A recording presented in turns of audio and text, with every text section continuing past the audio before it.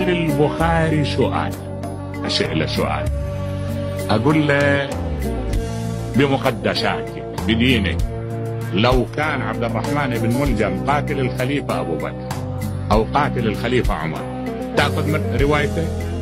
لا طبعا ما يأخذ بروايته، أنا أحلف لك أنه ما يأخذ بروايته. لكن هذا قاتل علي بن أبي طالب، قاتل إمام المتقين، وأجلي أمدحه وآخذ بروايته، وهو الشيخ من شيوخ البخاري أيضا، هذا شيخ من شيوخ البخاري. نعم، هذا الآن هذا عمران بن حطان من شيوخ البخاري. عثمان بن حريز هذا يقعد من الصبح يتقرب إلى الله بأن يلعن عليا 70 مرة. شايف شيوخ البخاري أغلبهم من هالنوع. يعني أنا أجي أرجوك علي بن أبي طالب إمام المتقين، علي بن أبي طالب يقول للرسول حبك حبي وبغضك بغضي، من أحبك ختم الله له بالأمن والإيمان، ومن أبغضك فليس له نصيب من الإسلام.